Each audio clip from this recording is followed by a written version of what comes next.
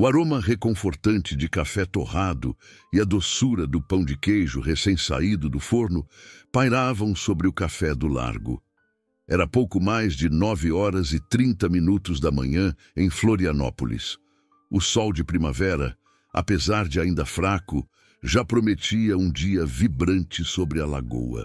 No canto mais tranquilo do café, perto da janela que dava para as palmeiras imperiais, estava Laura. Aos 22 anos, com a pele bronzeada pelo sol da ilha e um olhar que refletia uma inteligência afiada, Laura era o tipo de pessoa que irradiava determinação. Sua mente era uma máquina, dedicada a solucionar problemas complexos, mas seu corpo carregava as cicatrizes de uma batalha precoce. A poliomielite contraída durante uma viagem humanitária dos pais à África havia paralisado parcialmente sua perna esquerda. As muletas de alumínio repousavam delicadamente apoiadas na lateral da mesa, um símbolo de sua condição e de sua inegável força. Naquela manhã, Laura não estava apenas estudando para sua prova de estruturas de dados. Ela estava imersa em seu projeto de vida, o aplicativo Rotas Acessíveis. Com fones de ouvido isolando-a do burburinho da clientela matinal, ela revisava linhas de código que mapeavam rampas, elevadores e banheiros acessíveis pela cidade. O objetivo não era apenas catalogar, mas empoderar. Ela sorriu para a tela de seu laptop. Faltavam poucas semanas para a apresentação aos investidores. Enquanto isso, a quilômetros dali, no Hotel Majestic, o general Roberto Soares ajustava o uniforme militar impecável. O general, um homem de imponente estatura e uma cicatriz proeminente na têmpora, lembrança de um briefing tenso em uma zona de conflito, estava em Florianópolis para uma reunião crucial no Comando Sul. No entanto, seu plano era simples e civil: encerrar o compromisso até o meio-dia e fazer uma visita surpresa à sua filha no Café do Largo, o ponto de encontro favorito de Laura. Ele sentia orgulho da resiliência dela, uma determinação que ele sabia ela havia herdado da mãe, falecida há alguns anos. Ele só precisava de mais algumas horas para cumprir seu dever antes de desfrutar daquele momento paterno. No Café do Largo, a tranquilidade foi subitamente estilhaçada por uma entrada ruidosa e arrogante.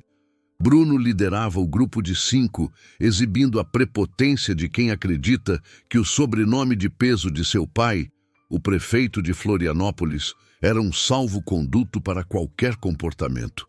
Ao seu lado estavam Ricardo e Felipe, gêmeos idênticos, filhos de um poderoso empresário local, habituados a rir de qualquer crueldade para ganhar a aprovação de Bruno. Samuel e Daniel completavam a matilha. Samuel, sempre em busca de aceitação, e Daniel, obsessivamente focado em gravar cada interação com seu smartphone para suas redes sociais. Foi Bruno quem avistou Laura primeiro.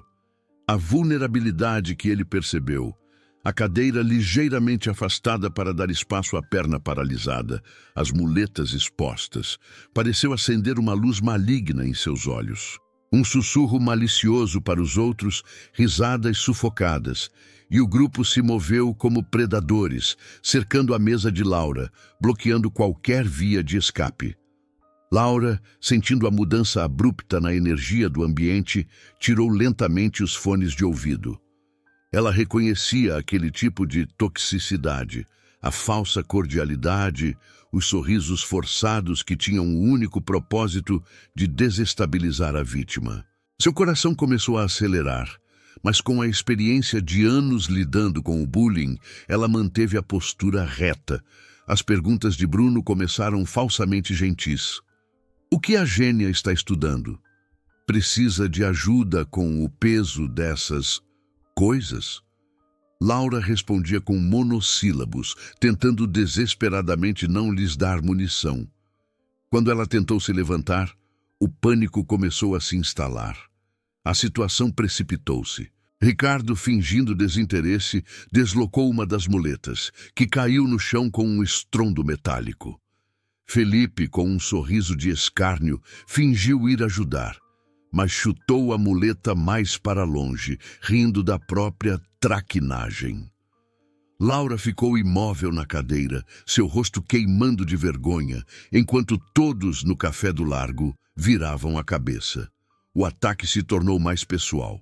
Samuel, em um movimento rápido, pegou o smartphone de Laura, passando a revisar suas fotos pessoais e rindo de sua privacidade. Daniel já estava com seu próprio celular em punho, filmando tudo, ao vivo, para seu story mais importante. Olhem só, pessoal!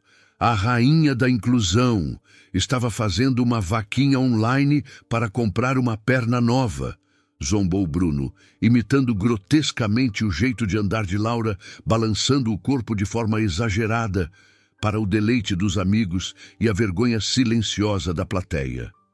O ponto de não retorno veio com o ato de extrema crueldade de Bruno. Com estudada indiferença, ele pegou o copo de refrigerante de Samuel e virou todo o líquido sobre a mochila de Laura, onde estavam seus cadernos de anotações e, pior, o laptop com os dados do Rotas Acessíveis. As risadas da matilha explodiram enquanto Laura lutava desesperadamente para salvar seus pertences da Coca-Cola que se espalhava. Lágrimas, até então heroicamente contidas, começaram a rolar por seu rosto. Lágrimas não pelo dano material, mas pela humilhação pública, pela impotência esmagadora. Os clientes do café, a maioria estudantes, empresários ou idosos, observavam a cena com uma mistura de covardia e curiosidade mórbida. Alguns desviaram o olhar, fingindo que não viam. Inacreditavelmente, outros também sacaram seus celulares, não para intervir, mas para gravar o momento viral. O proprietário, senhor Lídio, estava na cozinha, alheio ao drama. Bruno apanhou a muleta restante e começou a usá-la como um microfone, improvisando um cruel monólogo de comédia sobre a deficiência. Os 4 cúmplices riam descontroladamente, completamente perdidos na embriaguez de seu poder mesquinho. Foi neste momento de máxima crueldade e mínima decência humana que eles não viram a porta do Café do Largo se abrir novamente. Não notaram a entrada de 3 figuras em uniformes militares, impecáveis e autoritárias. Eles não tinham como saber que o homem que acabava de cruzar o limiar, o general Roberto Soares, havia decidido fazer uma pausa não programada antes de sua reunião. E, acima de tudo, eles não faziam ideia de que o homem, agora parado, observando a cena por 30 segundos, que pareceram uma eternidade a quem o percebia, estava testemunhando a tortura de sua única filha. O general Soares permaneceu imóvel no portal. Alto, com ombros largos e uma presença que preenchia o espaço, ele era uma força contida. Sua expressão era de uma fúria glacial, os olhos fixos na muleta que Bruno usava como piada. Seus 2 assessores, o major e o capitão, imediatamente perceberam a atmosfera elétrica e ficaram em estado de alerta. O general não precisou de palavras. Sua energia letal, forjada em anos de comando em situações de vida ou morte, bastou. Os clientes instintivamente abriram caminho enquanto o general se movia através do Café do Largo, não correndo nem gritando, mas avançando com uma determinação medida e ameaçadora. Quando a mão do general Soares se pousou firme e pesadamente sobre o ombro de Bruno, o jovem líder cambaleou. Ele se virou lentamente e se viu encarando um par de olhos que haviam fitado a morte de frente incontáveis vezes e que agora o olhavam com desprezo. A voz do general, quando finalmente quebrou o silêncio tenso, era baixa, controlada e inconfundivelmente militar, mas continha uma promessa de terror. Devolva a muleta ao chão e sente-se. Agora. Bruno obedeceu, as mãos tremendo, a arrogância evaporada. Os outros 4 agressores permaneceram congelados no lugar, incapazes de processar a súbita e terrível inversão de poder. O silêncio que se abateu sobre o Café do Largo era mais denso e opressor do que qualquer gritaria. Era o silêncio que precede a tempestade, o som do choque quando a realidade se impõe sobre a ilusão de poder. Eram 10 horas da manhã e a figura do general Roberto Soares dominava o ambiente. Seus assessores, o major e o capitão, haviam se posicionado taticamente, bloqueando qualquer rota de fuga, não que os 5 jovens tivessem a menor intenção de se mover. O puro terror os havia pregado às suas cadeiras. Laura levantou a cabeça. Ao ver seu pai, uma complexa onda de emoções a atingiu. Alívio imediato, mas também uma ponta de vergonha. Ela não queria ser resgatada. Sua determinação exigia que ela fosse capaz de enfrentar tudo sozinha. No entanto, a presença paterna, firme e letal, era a âncora de segurança que ela havia desesperadamente procurado nos minutos anteriores. O general, ignorando completamente os agressores, inclinou-se sobre a filha com uma ternura infinitamente maior do que a fúria que emanava segundos antes. O contraste entre sua energia militar e a delicadeza com que enxugou uma lágrima do rosto de Laura era chocante. "Você está bem, meu amor? Precisa de alguma coisa?" perguntou ele em voz baixa, a voz de pai, não a de general. Laura, recuperando a compostura, balançou a cabeça, apontando para a mochila molhada. O general pegou a mochila, sentiu o peso do laptop e, com um olhar de preocupação momentânea, colocou-a gentilmente sobre uma cadeira vazia, protegida. Só então ele se endireitou e se voltou para a matilha. Seu olhar era gélido, mas ele não explodiu em gritos. Em vez disso, ele começou a falar, sua voz calma e controlada, mas cada palavra era um chicote de autoridade que cortava a arrogância residual dos jovens. Ele explicou o que significava a verdadeira força. "A verdadeira força", disse ele, a voz ecoando levemente na cafeteria, "não é 5 contra 1. Não é atacar quem está em desvantagem. Isso não é poder, é a definição de covardia. Vocês confundiram um sobrenome influente e dinheiro de pai com mérito e covardia com coragem." Ele falou de Laura, de como, apesar de sua deficiência, ela era mais forte do que todos eles juntos. Mencionou seu brilhante histórico acadêmico em arquitetura, seu projeto de voluntariado com crianças no Morro da Cruz e, mais importante, o aplicativo Rotas Acessíveis, uma ferramenta criada para empoderar. Então, o tom mudou, tornando-se mais perigoso em sua calma glacial. O general descreveu com detalhes clínicos os horrores que ele havia testemunhado em zonas de guerra. Jovens soldados que se julgavam indestrutíveis até encontrarem fogo inimigo. A forma como a arrogância se desfaz em puro terror sob o estresse extremo. A cobardia inerente daqueles que só encontram valor em esmagar os mais fracos. Ele deu um passo em direção a Bruno, o líder, até que seus rostos estivessem a centímetros de distância. "Você", sussurrou o general, mas o som chegou a todos na sala. "Você já sentiu dor de verdade? Não a frustração por não ter o carro mais caro, mas a dor de ossos que não funcionam, de ter que reaprender a caminhar do zero, de passar noites chorando de exaustão?" Bruno negou com a cabeça, a voz presa na garganta. O general recuou, mas manteve o olhar fixo. Ele narrou como Laura contraiu a doença aos 3 anos.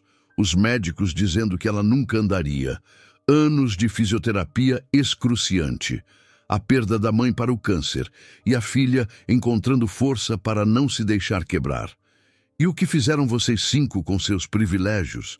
Atormentar, filmar e humilhar uma jovem que, mesmo em sofrimento, constrói algo de valor para o mundo. Nesse momento, Daniel, o mais obcecado pelas redes sociais, tentou esconder o celular. O general estendeu a mão, e o gesto, que não era uma ordem, mas uma exigência, não admitiu hesitação. O general Soares pegou o celular. Com uma calma metódica, navegou até a seção de vídeos e, diante dos olhos aterrorizados de Daniel, apagou completamente o vídeo da humilhação, esmagando o sonho de viralização. A ameaça que se seguiu foi sussurrada, dirigida a Daniel, mas audível para todos. Se eu encontrar uma única foto, um comentário, um vestígio deste momento de covardia online, eu vou garantir que sua existência digital cesse completamente. Não vou mover um dedo, vou mover advogados, entendeu? A atmosfera na cafeteria, que já estava saturada, tornou-se eletrizante. Os clientes, envergonhados, baixaram seus próprios telefones. Senhor. Lídio, o proprietário, saiu da cozinha e observava o militar com respeito, reconhecendo a autoridade de quem havia servido a algo maior que a si mesmo. O general Soares, então, dirigiu-se ao público, sua voz novamente preenchendo o espaço sem precisar ser elevada. Ele falou da cumplicidade do silêncio, de como todos ali eram responsáveis por não terem intervindo. Bastava que um de vocês, um só, tivesse a coragem de dizer pare, e o mal teria sido interrompido. Mas todos preferiram olhar para o lado. Ele voltou-se para os 5 jovens. Sua expressão endureceu. Agora, ordenou o general com um tom que não permitia recusa. Vocês vão se apresentar, não com seus nomes insignificantes, mas com seus feitos. O que vocês fizeram de significativo na vida? Que desafios superaram? O que os torna dignos de respeito? As respostas balbuciadas foram patéticas. Bruno citou notas universitárias compradas com a influência do pai. Ricardo e Samuel, os gêmeos, falaram de um campeonato de vela abandonado após a adolescência. Felipe mal conseguiu articular algo relevante. Daniel citou seus milhares de seguidores no Instagram, provocando um riso amargo no general. Milhares de seguidores, ironizou o general, e nem um pingo de coragem para defender um ser humano. Vocês são 5 rapazes privilegiados que nunca lutaram por nada, que confundem o mérito herdado com valor pessoal. Vocês precisam achatar outros para se sentirem importantes. Eu os defino com uma só palavra, e é a única verdade que eu lhes dou: covardes. O general deu um passo para trás. A reviravolta final de sua lição estava para acontecer. Ele fez algo que ninguém, nem Laura, esperava. Ele ordenou: sentem-se e escutem. Os 5 obedeceram. Laura, que havia se levantado, protestou. Pai, eu não quero... O general a interrompeu com um olhar de cumplicidade e incentivo. Minha filha, eles verão a diferença entre fraqueza e força hoje. Diga a eles o que você superou. Com a respiração profunda e controlada, Laura aceitou o desafio. Seu corpo tremia, mas não de medo. Tremia de uma raiva justa e de uma dignidade inabalável. Com a voz inicialmente embargada e trêmula, mas que foi se fortalecendo progressivamente a cada palavra, Laura começou a falar. Ela não falava para eles, falava para todos, inclusive para si mesma. Eu tinha 3 anos quando meus pais, ambos médicos voluntários, me levaram à Guiné Equatorial. Foi lá que peguei a poliomielite. Eu não me lembro de caminhar sem dificuldade.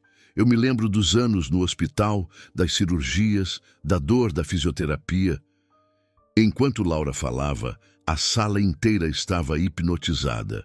Ela narrou o isolamento na escola, os bullies da infância que faziam os mesmos gracejos que Bruno acabara de fazer. Mas ela também falou das pequenas vitórias. O primeiro passo depois da cirurgia, o vestibular para a arquitetura, a ideia do Rotas Acessíveis, nascida da frustração com a inacessibilidade da cidade.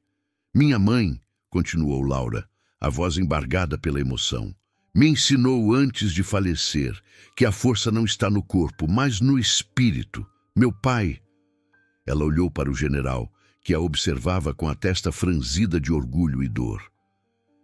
Me ensinou que cair não significa estar derrotado, que a diferença entre um guerreiro e um covarde é o número de vezes que se levanta. Ela fez uma pausa, olhando para os 5 agressores, agora com os olhos baixos, incapazes de sustentá-la. Vocês tentaram me quebrar. Vocês tentaram roubar meu trabalho e minha dignidade, mas eu não sou fraca. Eu sou o resultado de todas as vezes que eu caí e me levantei. E o que vocês fizeram hoje não me diminuiu. Apenas expôs quem vocês realmente são.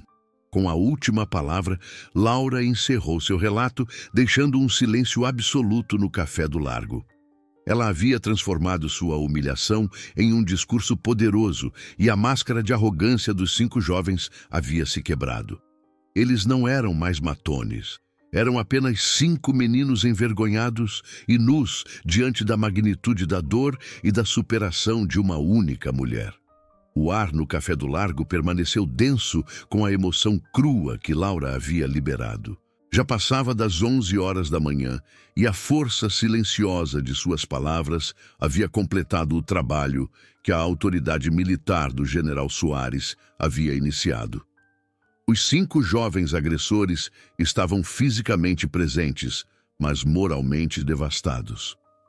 O general observava a cena, não como juiz, mas como um observador tático, avaliando a quebra do inimigo. Ele não se moveu. O major e o capitão mantinham a posição de bloqueio, garantindo que o general pudesse terminar sua lição sem interrupções. Foi Daniel, o obsessivo por visualizações e likes, o primeiro a quebrar o longo silêncio. Sua voz, antes cheia de escárnio em suas filmagens, agora era baixa e quebradiça. Eu sinto muito, ele gaguejou, levantando os olhos úmidos para Laura. Eu não sei por que eu fiz isso. Eu gravo tudo porque eu não me sinto parte de nada. Eu pensei que se eu filmasse algo viral, eu seria alguém.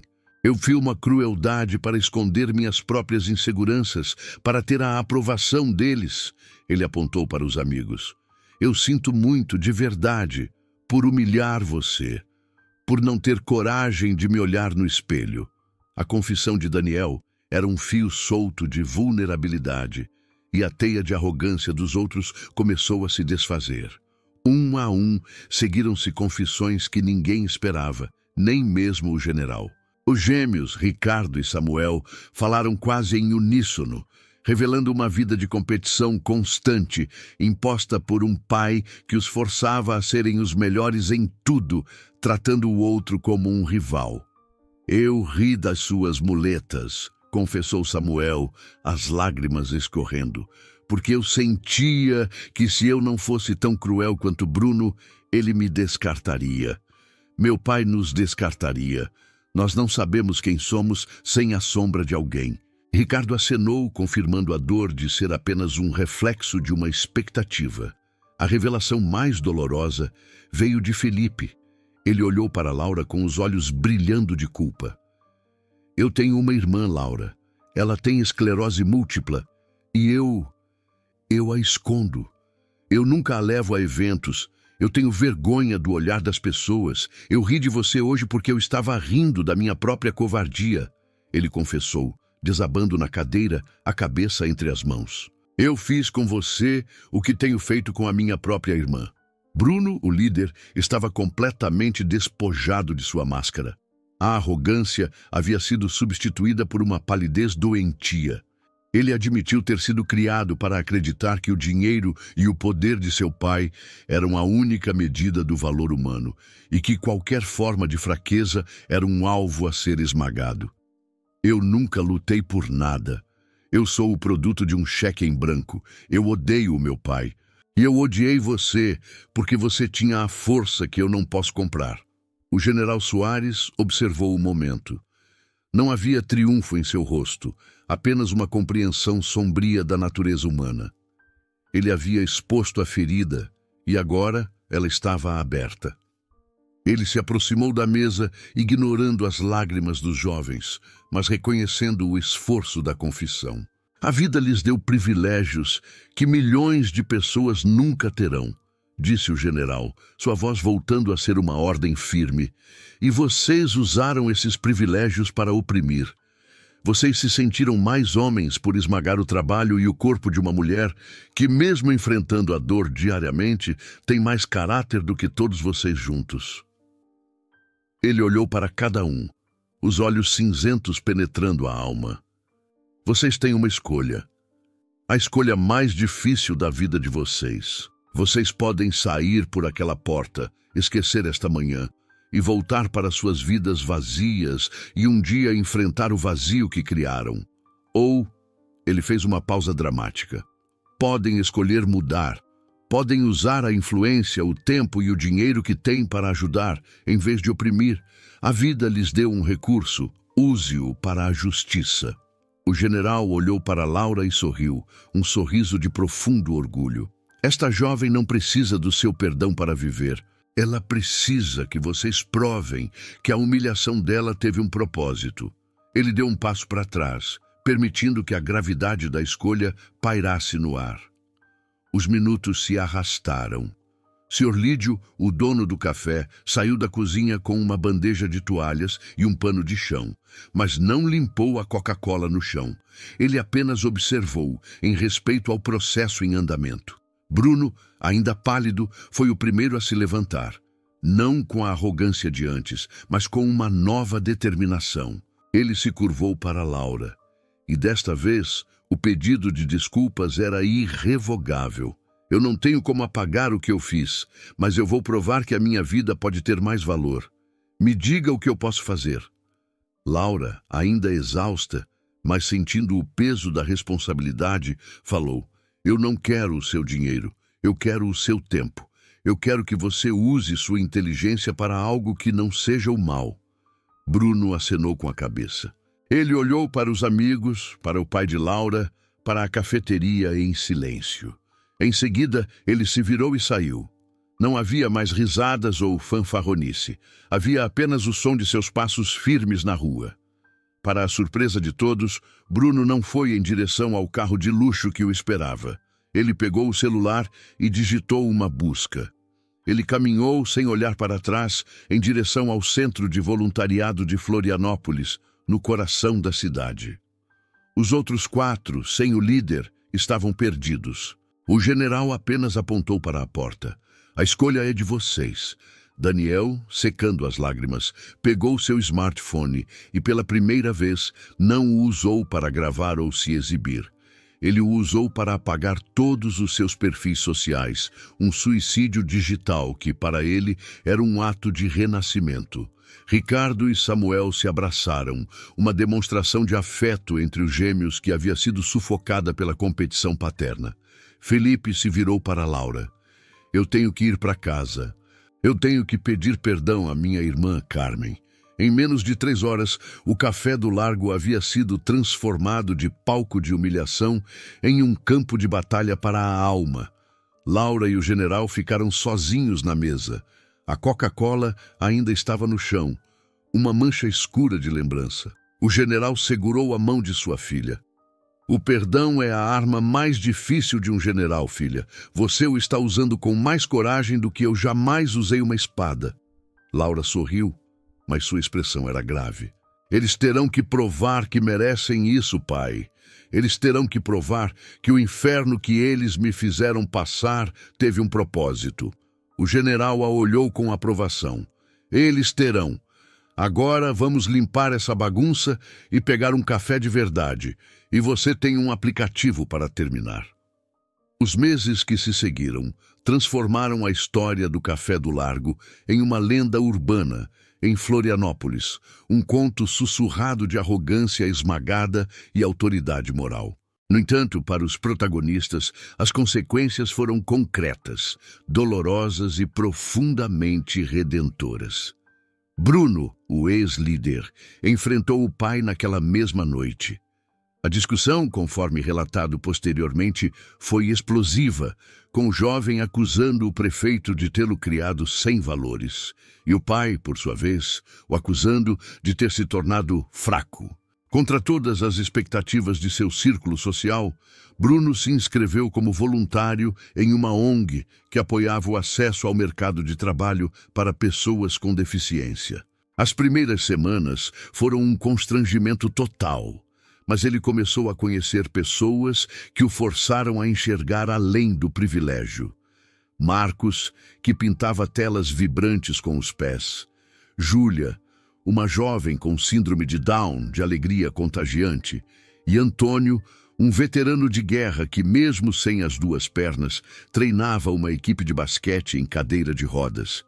Os gêmeos, Ricardo e Samuel, tomaram rotas paralelas. Ricardo mergulhou em uma crise de identidade, largando o curso de economia e matriculando-se em psicologia, determinado a entender a raiz da crueldade que ele e o irmão haviam manifestado. Samuel, finalmente livre da sombra de competição, descobriu um talento para o ensino, dando aulas particulares gratuitas a adolescentes em comunidades carentes. Quando um deles lhe disse que ele era o primeiro playboy a tratá-lo como gente, Samuel soube que a mudança era real.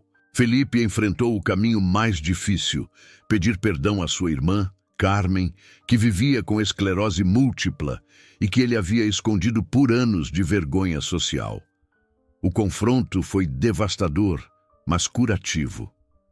Felipe dedicou meses a reconstruir o relacionamento, levando Carmen a eventos com orgulho, enfrentando qualquer olhar de julgamento. Daniel, o cinegrafista, havia realizado seu suicídio digital, apagando todo o seu rastro social. Ele começou a usar sua habilidade para contar histórias de superação. Seu primeiro documentário, sobre Laura e seu trabalho, ganhou um prêmio universitário, focando-se na dignidade das pessoas com deficiência, em vez de sua humilhação. Laura também foi transformada. Inicialmente ressentida pela intervenção do pai, ela compreendeu que aceitar a ajuda e o perdão oferecido àqueles que o buscavam com sinceridade não era fraqueza, mas sim o ápice da força. O aplicativo Rotas Acessíveis atraiu investidores e, surpreendentemente, Bruno foi um dos primeiros a investir, usando seu patrimônio pela primeira vez para um propósito significativo. 6 meses após o incidente, o Café do Largo sediou o lançamento oficial do aplicativo de Laura. O evento não era apenas uma celebração de tecnologia, mas de redenção. Era pouco mais de 4 horas da tarde, e a sala estava repleta de jornalistas, investidores e, naturalmente, os 5 ex-agressores. A transformação era evidente. Bruno havia perdido a postura arrogante, substituída por uma calma solidez. Daniel documentava o evento com a câmera nas mãos, mas desta vez a busca era por histórias autênticas, não por visualizações. Felipe chegou com Carmen, apresentando-a com orgulho à equipe de testing do aplicativo. O general Soares, de pé ao lado da filha, era a personificação do orgulho. Ele falou brevemente sobre o perdão de Laura e a coragem que aqueles 5 jovens tiveram para mudar. Um feito, ele notou, raro em um mundo dominado pelo ego. Laura, recebendo os aplausos, usava um suporte ortopédico de design próprio. Ela agradeceu aos 5 do Largo, dizendo que o perdão não apaga o passado, mas que eles a ajudaram a construir um futuro diferente. 2 anos após o incidente no café, a calma de Florianópolis foi tragicamente quebrada. Uma chuva torrencial e prolongada causou um grande deslizamento de terra no Morro da Cruz e inundações catastróficas nas regiões baixas, transformando a cidade em uma zona de desastre. Entre os primeiros a responder estava o general Roberto Soares, comandando unidades militares de apoio. Inesperadamente, ao seu lado, estavam os ex-agressores, agora os 5 do Largo. Laura coordenava voluntários através do Rotas Acessíveis, que havia sido rapidamente adaptado para uma plataforma de emergência, localizando e assistindo pessoas com deficiência ou mobilidade reduzida presas nas inundações. Bruno havia disponibilizado toda a logística de sua nova fundação de inclusão para transporte de resgate. Ricardo fornecia apoio psicológico nas áreas de triagem, usando a empatia adquirida ao refletir sobre seu próprio trauma. Samuel coordenava a distribuição de suprimentos, transformando o caos em assistência organizada. Felipe e Carmen trabalhavam em conjunto, ela identificando as necessidades específicas de pessoas presas através das redes sociais, e ele guiando as equipes de resgate. O momento mais simbólico ocorreu durante o resgate de Dona Marta, uma idosa cadeirante presa no segundo andar de sua casa inundada. O círculo se fechou completamente. Laura coordenava a logística do resgate pelo app. Bruno, fisicamente, a carregou pelas escadas enquanto a água subia. Ricardo acalmava a idosa. Samuel garantia a rota de saída. Felipe e Carmen comunicavam os detalhes médicos ao hospital. Daniel registrava tudo, não para viralizar, mas para auxiliar os socorristas, fornecendo vídeos em tempo real da situação estrutural da casa. O general Soares observava a cena de resgate com um orgulho que transcendia o paternal. Ele via ali não apenas a sua filha, mas o resultado de sua lição e a prova de que o ser humano tem uma capacidade infinita de redenção. Naquela noite, exaustos, sujos de lama, eles se reuniram no Café do Largo, que agora servia como um refeitório de emergência improvisado, com o Sr. Lídio e sua equipe trabalhando sem descanso. Sentados ao redor da mesma mesa onde tudo havia começado, agora estavam unidos por um vínculo inquebrável. De agressores e vítima, eles se tornaram uma família escolhida. Bruno quebrou o silêncio, sem um traço de sua antiga arrogância. Salvar a Dona Marta me fez entender. A verdadeira força está nas nossas escolhas, Laura, não no nosso corpo, não no sobrenome. Ricardo acrescentou. O bullying nasce do medo de ser fraco.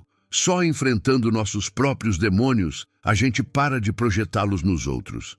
Laura olhou para eles, para os rapazes que a haviam ferido e que agora eram parte inseparável de seu propósito. Perdoar foi a escolha mais difícil, disse ela, com a voz embargada pela emoção, mas também a mais libertadora. Transformar aquela dor em propósito, aqueles inimigos em aliados, foi a minha maior vitória. O general levantou um copo de água para um brinde ao futuro, a prova de que a crueldade pode gerar compaixão. Enquanto o rádio falava dos heróis desconhecidos que haviam salvado vidas, ninguém sabia que esses heróis estavam sentados ali mesmo, no Café do Largo, onde uma história de bullying havia se transformado em uma lenda de redenção.